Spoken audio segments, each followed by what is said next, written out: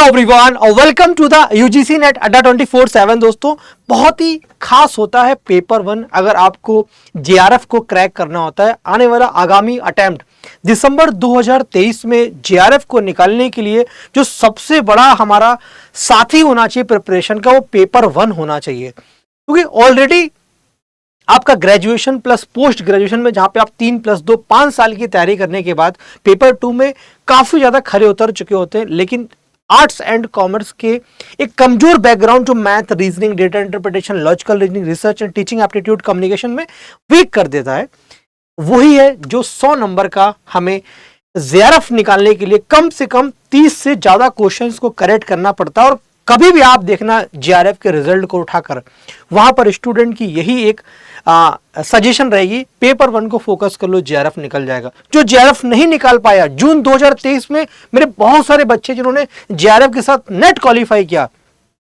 लेकिन उसमें कुछ बच्चे ऐसे भी थे जो नेट को भी क्वालिफाई नहीं कर पाए, पॉइंट परसेंटाइल से रह गए, जेआरएफ नहीं कर पाए। उसके पीछे का सिर्फ एक और एक मात्र कारण था, पेपर वन। क्योंकि पेपर वन उनके लिए बिल्कुल नया होता है, इस प्रिपरेशन के दौरान बिल्कुल नया होता है। क्योंकि पेपर टू में वो पूरे 5 साल से फोकस कर रहे होते हैं। ये पेपर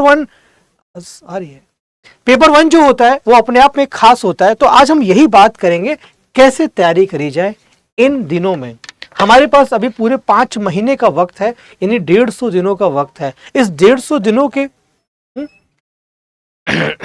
150 दिनों के वक्त में हम कैसे अपनी तैयारी को पूरी करेंगे, हम ये बातचीत करेंगे। तो आज हमारी जो बातचीत यूजीसी नेट 2023 पेपर वन की वजह से नहीं क्लियर कर पाए, तो इस पेपर वन में जो हमारी कमियां रह गई, वो कौन कौन से बुलेट पॉइंट्स हैं जिन पर हमें फोकस करना चाहिए, कैसे उनके नोट्स को प्रिपेयर करना चाहिए, वो कौन से टॉपिक्स है, कौन से यूनिट्स है जिन पर ज्यादा फोकस करना चाहिए, कौन से सोर्सेस को फॉलो करना चाहिए, कितने घंटे पढ़ाई करनी चाहिए और कैसे तैयारी करनी चाहिए, आइए वन बाय वन बातें करेंगे। देखिए, ये बात आप लोग जानते हैं, पेपर वन जो होता है हमारा, वो आपका 50 क्वेश्चंस आते हैं। वहां पर 50 क्वेश्चंस यानी कि 100 नंबर का पेपर होता है।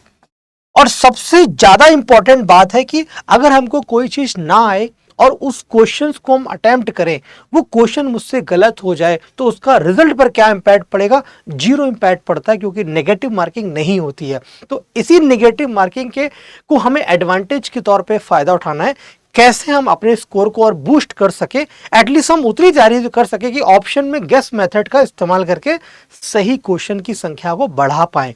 आइए, तो पेपर वन आप लोग जानते हैं, यहां पर 10 यूनिट्स होती है दोस्तों, 10 यूनिट। और जो सबसे खास यूनिट होती है, जो बच्चों को अक्सर परेशान करती है, वो यूनिट है आपकी डेटा इंटरप्रिटेशन की, डीआई की, जहां पर आपको 10 नंबर का खेल देखने को मिलता है। मैथ एंड रीजनिंग की बात करेंगे तो 10 से 15 नंबर का खेल आपको यहां पर देखने को मिलता है। लॉजिकल रीजनिंग की बात करेंगे तो 10 मार्क्स का खेल आपको यहां पर देखने को मिलता है। लेकिन जून 2023 का जो अटेम्प्ट हुआ था, वहां पर कोई पैटर्न फिक्स नहीं था, पैटर्न लगातार हर शिफ्ट में चेंज होता रहा है। तो ये क्वेश्चन की संख्या कम ज्यादा भी होती रहती है। सर, कैसे तैयारी करें और कैसे इन स्कोर को मैं अचीव करूंगा? देखो, मेरी आपकी सलाह इन आखिरी के 5 महीनों में यही रहेगी। अगर आपने पेपर टू यानी 5 साल में, अगर आपने पेपर टू में आपकी अच्छी कमांड है, पेपर वन की इस 5 महीने में अच्छी तैयारी करना चाहते हैं, तो मुझे लगता है कि आपको पर डे 3 घंटे की स्टडी पेपर वन के साथ करनी चाहिए। क्या करिए, 3 घंटे की स्टडी एक रेगुलर फॉर्मेट में कंसिस्टेंट के रूप में आप 3 घंटे लगातार पढ़िए। और इसको पढ़ने की स्ट्रेटेजी जो आपकी होनी चाहिए, वो theory part plus numerical part को एक साथ लेकर चले। क्योंकि थ्योरेटिकल पार्ट क्या होता है, कभी कभी बोरियत महसूस कराता है, क्योंकि थ्योरेटिकल कंटेंट को पढ़ना पड़ता है, कंसिस्टेंसी नहीं हो पाती है, कंसंट्रेशन लेवल नहीं बन पाता है। तो उसके साथ हम न्यूमेरिकल पोर्शन को करेंगे, मैथ के क्वेश्चन लगाते चलेंगे, रीजनिंग के क्वेश्चन लगाएंगे, डेटा इंटरप्रिटेशन के कुछ क्वेश्चन को कैलकुलेशन करेंगे, उनको लगाएंगे। तो उससे क्या होगा, हमारा माहौल बना रहेगा और हम बोर नहीं हो रहे होंगे। दूसरा सबसे ज्यादा इंपॉर्टेंट फैक्टर जो है यूजीसी नेट एस्पिरेंट्स के लिए, क्या पढ़ें और क्या छोड़े, ये बहुत इंपॉर्टेंट बात है। तो हमें लिमिटेड चीजों को पढ़ना है। क्या पढ़ना है? लिमिटेड पढ़ना, उतना ही पढ़ना जितना एजुकेटर यानी कि मैं बताऊंगा अपने सब्जेक्ट्स के बारे में, बारी और फैकल्टीज जो आपको आपकी यूनिट्स के बारे में बताएं, और जो पिछले एग्जाम में आया हुआ है उतना ही कंटेंट आप कवर करें, क्योंकि आपको 50 में 50 क्वेश्चंस करेक्ट नहीं करने, आपको 50 में 30 से ज़्यादा क्वेश्चंस करेक्ट करने। इसीलिए अगर आप कुछ 2-3 पॉइंट्स को स्किप भी कर देते तो उससे कुछ खास रिजल्ट पर फर्क पड़ने वाला नहीं है। लेकिन बेवजह ज़्यादा चीज़ें पढ़ लेंगे तो वो आपके ब्रेन को इफेक्ट पड़ेगा, ज़बरदस्ती की मेमोरी ले जाएगा और आपको लगेगा आपने बहुत सारा पढ़ लिया, और फिर आपका कॉन्फिडेंस भी गिर जाएगा जब आपका रिजल्ट नहीं आएगा। ठीक है, तो हमें लिमिटेड पढ़ना है। और ये लिमिटेड हमें कैसे पता चलेगा? जब हम प्रीवियस ईयर के क्वेश्चंस देखेंगे। क्या करेंगे?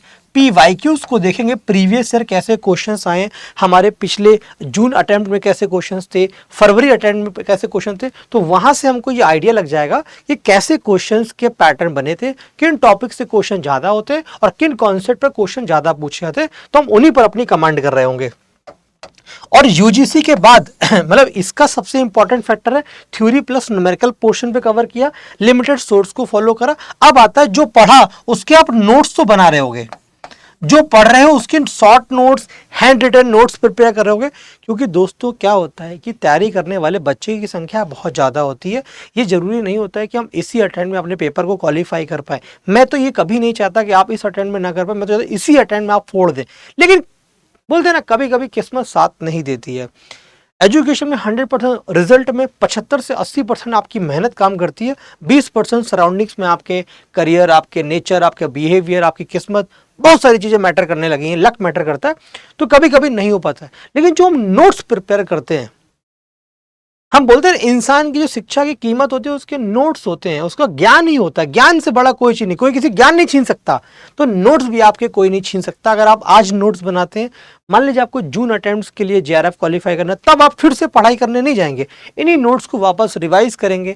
इस नोट्स में जो आपकी वीकनेस होगी उसको और स्ट्रेंथ बनाएंगे, उनको और स्ट्रांग करेंगे, तो इन्हीं नोट्स पर काम करेंगे। अगर नोट्स नहीं बनाएंगे, ऐसे हवा में पढ़ देंगे, तो आपको पता ही नहीं लगेगा कि आपको क्या आता है और क्या नहीं आता है। ठीक है, तो इन्हीं नोट्स को, अब इन्हीं नोट्स को हमें एक काम और करना है, जो नोट्स बनाए उन्हीं को शॉर्ट नोट्स बनाना है। क्या करना है? उन्हीं को शॉर्ट नोट्स बनाना है। ये शॉर्ट नोट्स क्या करता है? शॉर्टकट देता है सक्सेस को, यानी हमारे रिजल्ट को शॉर्टकट में कन्वर्ट करता है। आप जानते हैं शॉर्टकट रास्ता हमेशा छोटा होता है, जल्दी पहुंचाता है, तो रिजल्ट को भी शॉर्टकट में कन्वर्ट करेंगे तो जल्दी पहुंचाएगा। अब शॉर्टकट नोट कैसे बनाने? कोई टॉपिक पढ़ा, उसके 5-7 पेजेस में नोट्स बनाए, एक पेज में आपने उसी के पूरे 5-7 पेज के बुलेट पॉइंट्स को नोट डाउन कर लिया कि ये वाला पॉइंट इंपॉर्टेंट है, ये वाला फॉर्मूला इंपॉर्टेंट है, ये वाला फॉर्मूला इंपॉर्टेंट है। अगर इस चैप्टर पे मैं ये चीजें पढ़ लूंगा तो मेरा पूरा चैप्टर एंटायर कवर हो जाएगा। That is called short notes. तो आपको ये भी प्रिपेयर कर लेने अपने, राइट। इसके बाद जो सबसे खास बात आती है किसी भी एग्जाम को क्रैक करने के लिए, किसी भी एग्जाम को क्वालिफाई करने के लिए, वो आता है रिवीजन करना। अभी तक जितना आपने पढ़ा है उसको मल्टीपल टाइम आपको रिवाइज करना है, रेगुलर रिवीजन करना है, जो कि स्टूडेंट्स के पास टाइम नहीं है। कुछ बच्चे जॉब करते हैं, कुछ बच्चे नहीं पढ़ पाते हैं, सोर्स नहीं समझ पाते हैं, महीनों लग जाता है कि उनको कहाँ से पढ़ें कहाँ से ना पढ़ें। तो सबसे पहले आपने ये पैटर्न फॉलो करा, लिमिटेड सोर्स को फॉलो करा, PYQ देखे, नोट्स बनाए, शॉर्ट नोट्स बनाए, फिर आपने रिवीजन करना स्टार्ट किया कि मैं ऐसे कोर्सेज को रिवाइज करूंगा, अपने सिलेबस को रिवाइज करूंगा, नोट्स को रिवाइज करूंगा। तो आपके अंदर कॉन्फिडेंस बूस्ट होगा कि अब मुझे वो सारी चीज़ें आती हैं जो पहले नहीं आती थी। जितना मैंने अभी तक पढ़ा है वो सब मेरे ब्रेन में फिट हो चुका है। नोट्स बनाने के दौरान, रिवीजन के दौरान आप एक काम और कर सकते हो, अपने फ़ोन से फ़ोटो खींच के अपने पास रख सकते हो। उन्हीं फ़ोटोज़ को ट्रैवलिंग के दौरान खाली वक्त बैठे हो वहाँ पर भी नोट्स देख के रिवाइज कर सकते हो, राइट। अब आता उससे सबसे ज्यादा इंपॉर्टेंट पॉइंट जो जून 2023 वाले बच्चों ने करा और उनको रिजल्ट मिला, मॉक टेस्ट लगाना।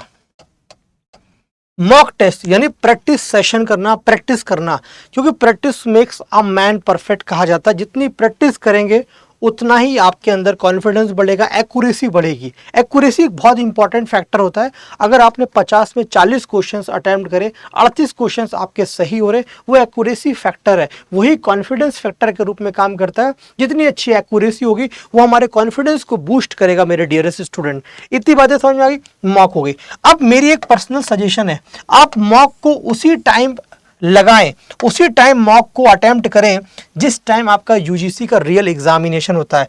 एक शिफ्ट होती है 9 से 12, दूसरी होती है 3 से 6।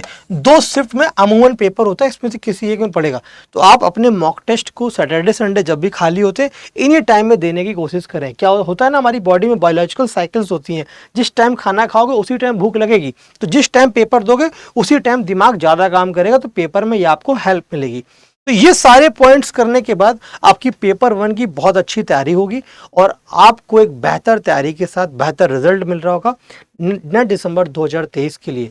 तो जेआरएफ को क्रैक करने के लिए पेपर 1 इसीलिए इंपॉर्टेंट है। और अगर आपको इसके बाद कोई भी सेक्शन में प्रॉब्लम होती है तो मेरे यूट्यूब क्लासेस हैं, आप उसमें पढ़ सकते हैं। मेरी पेड क्लासेस है, आप उसमें ज्वाइन कर सकते हैं। तो सिंपली एक कोड होता है Y741, इस कोड को यूज करके आप हमारे साथ हमारी क्लासेस में जुड़ सकते हैं। और अभी ये इंडिपेंडेंस डे का एक बहुत ही सुनहरा अवसर भी चल रहा है, यहाँ पर डबल वैलिडिटी प्लस 80% का डिस्काउंट भी मिल रहा है। ये बताना इसलिए चाहता हूँ मैं कि आपका कहीं 1% 0.1% से जेआरएफ में कोई प्रॉब्लम ना आ जाए, इस वजह से आज से ही आप बहुत सीरियस हो जाएं।